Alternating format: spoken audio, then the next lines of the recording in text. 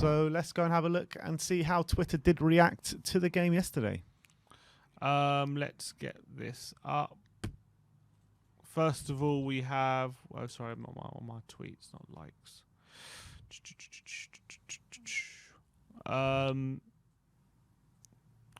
So... First of all, we had Ali Gold saying that Richarlison seems a decent player. Good day for Ryan Sessegnon as well. Conte really does like him, and you can see he's got all the tools to flourish under him. Will complement Perisic perfectly across the season.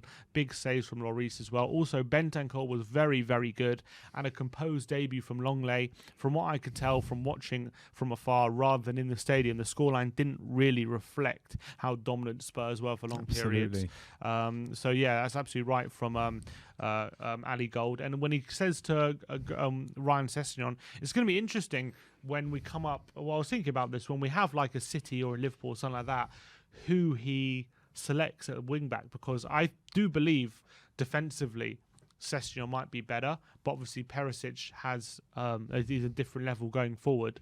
So in those bigger games, is he going to want that defensive solidity of having someone like Sessegnon who can maybe make sure he's tracking those dangerous attackers and denying them space? Or is he going to want someone like Perisic, who he knows when we do have that space to attack, we're much more likely to score with someone like Perisic there? It's going to be an interesting battle, and I guess we'll find our answer on Saturday. We will. I got a feeling he might actually go with Cess to start off with, keep it solid for the first hour, and then bring on a Perisic for the last half an hour and really try and go for the win and go and get the points. Because I think Perisic becomes so valuable in those games, like when against low blocks, when we're dominating possession and we need that extra attacking ability, and he brings that. But when we're coming up to big sides, it's going to be interesting to see what he does. Yeah, I got a feeling it's going to be Perisic midweek and then Sessegnon on the weekend. Yeah, I've got a feeling with that as well.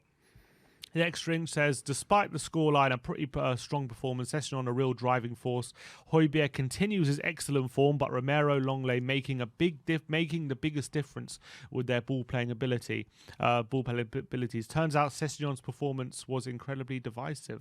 Because they praised Sessegnon. When it comes to when he says Romero and Longley making a big difference, when you're comparing them to Sanchez and Davis, night and day, man. It makes such a big difference, doesn't it? When you have those players who are confident on the ball and are able to play out the back in the way they are, and having Longley there now as well, hopefully takes it up a notch. Because I think Davis is decent, like maybe average to a slightly above average in that regard, but Longley seems to be really good at that, and that's what I'm even in that first game we're seeing that already, aren't we? Yeah, and we saw it in the first minute of the first game. You know, not even just his ball playing ability, but his ability to drive forward as well, which we saw yesterday. And like I said at the beginning of this stream, I thought the back three gave us that foundation yesterday to really go and build up from the back, play our football, passing moves, pass and run. You saw Romero darting up there, you saw Longley darting up there,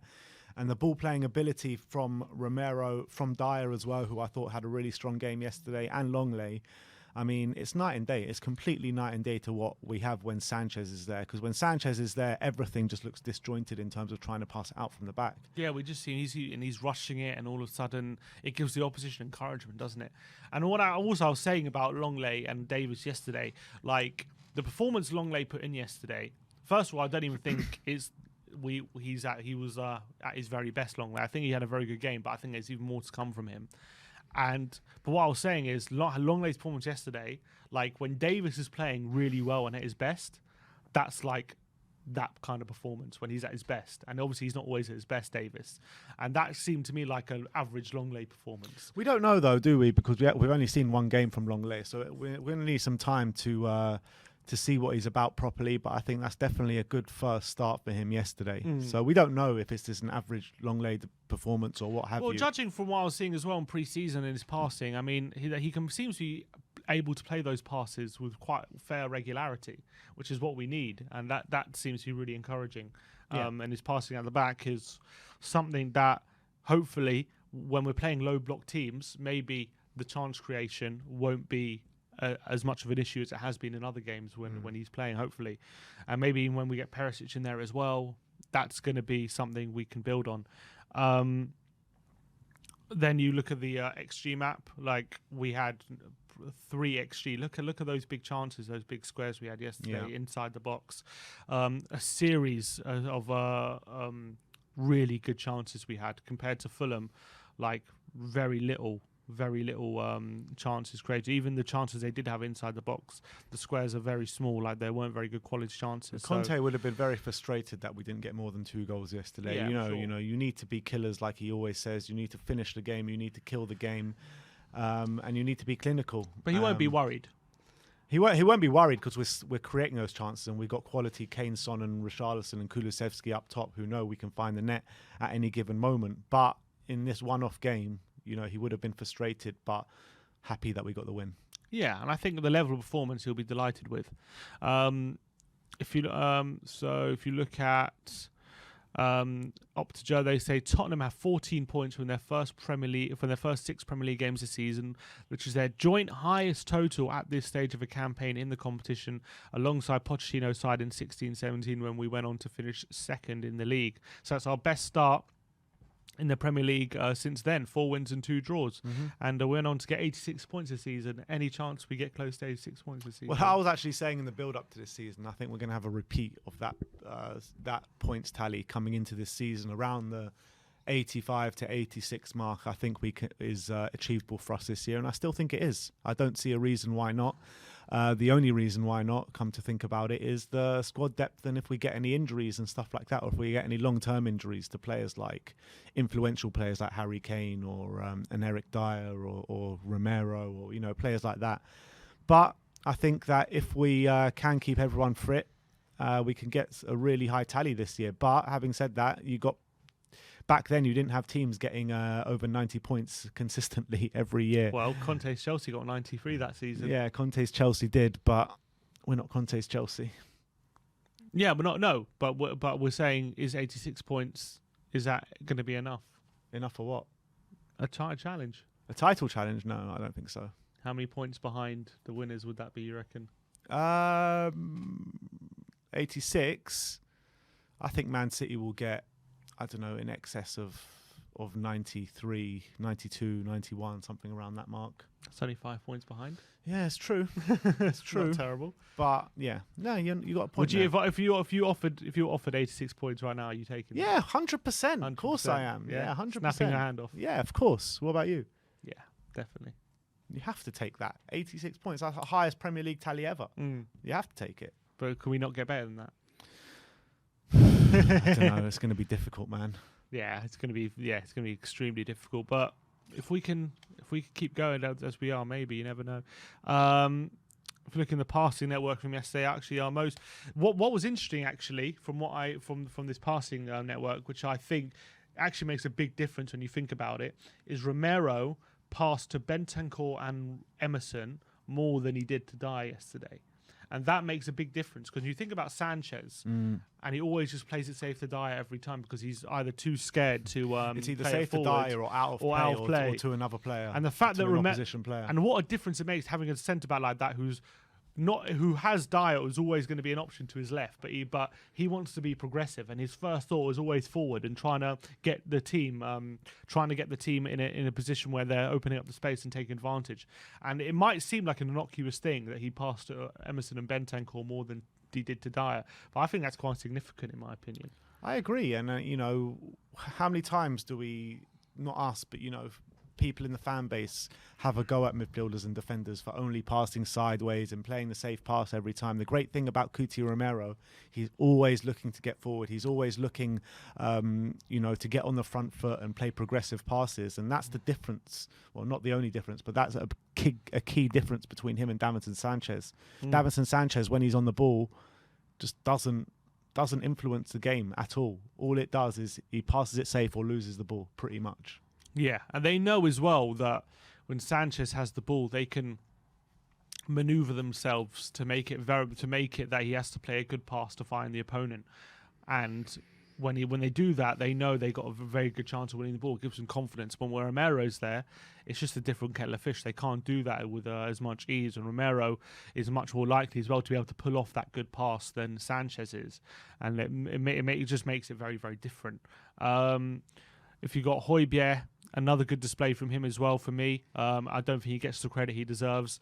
100% tackles Does won. on this channel. He does for me, exactly. 97% passing accuracy, 38 touches, 34 passes, 8 out of 8 final third passes as well, 4 recoveries, and he got a goal as well. I thought was another phenomenal display from Pierre. He got the goal which opened the game as well, which wasn't an easy goal, him linking up with Richarlison and getting in the box, and it was a really good finish as well into the far corner. Great touch and finish, yeah. Yeah, really good. And I think for me, I don't think he's had a bad game yet this season. I think he's played really well. Even in our worst games, he's been one of our better players.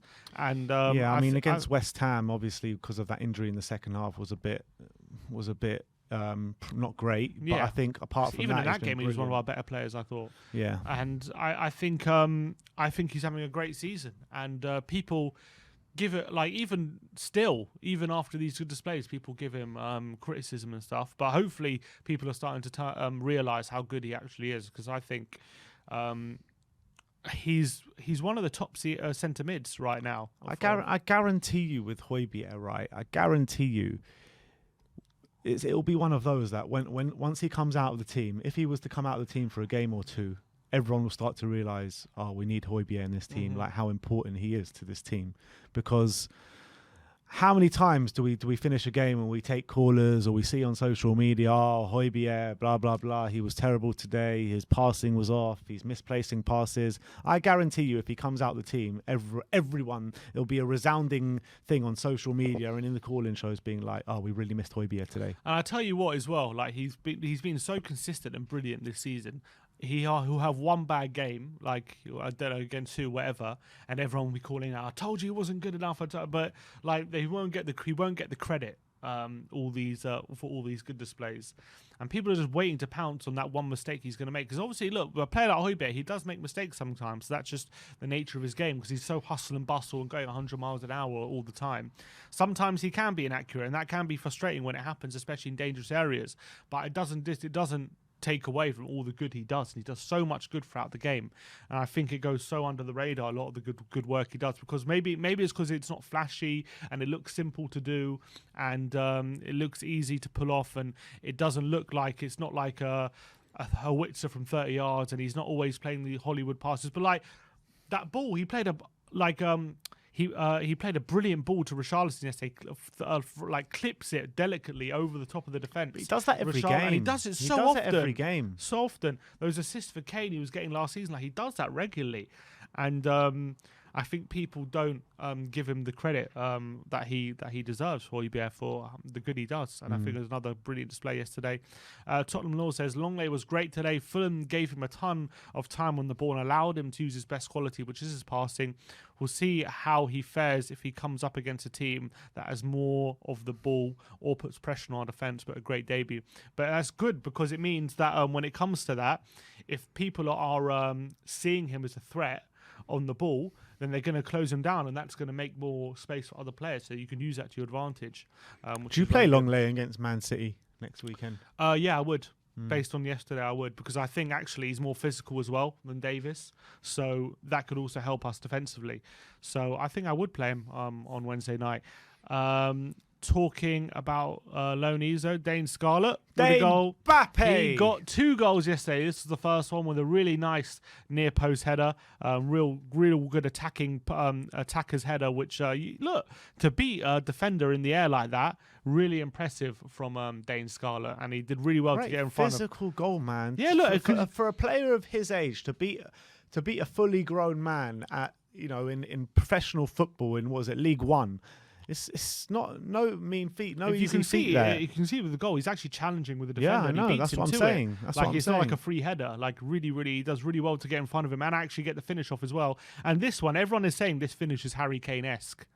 Like with the way he just pulls it, he looks to shape outside and goes near post through the legs. It was, yeah, very like Harry Kane. I actually thought that done that as well a few times, yeah. and it was actually what a beautiful finish this was. Shapes up to go far post and goes near post. Kane has caught out goalkeepers so often with that, and Dane looks to be learning from him. And what a finish as well! They're loving him over there. And I saw a Portsmouth tweet yesterday. don't fall in love with a lone player, don't fall in love with a lone player, don't fall in love with a lone player. It seems as though they're absolutely loving him over there in Portsmouth. Such And it's early days as well. great loan spell for it. It looks like it's turning out to be a great loan spell for him. I'm very, very Golden happy. Boot in League One. You never know. What was that? 3 goals and 4 goals or 3 goals? One was in the cup. One was in the cup. So 3 goals in League One after what, 6 games. So look, if he's starting to get the goals in, maybe they're going to start to flow. But yeah, that's it. All right. Well, that is the way Twitter reacted to the 2-1, the dominant 2-1 win at the Tottenham Hotspur Stadium yesterday.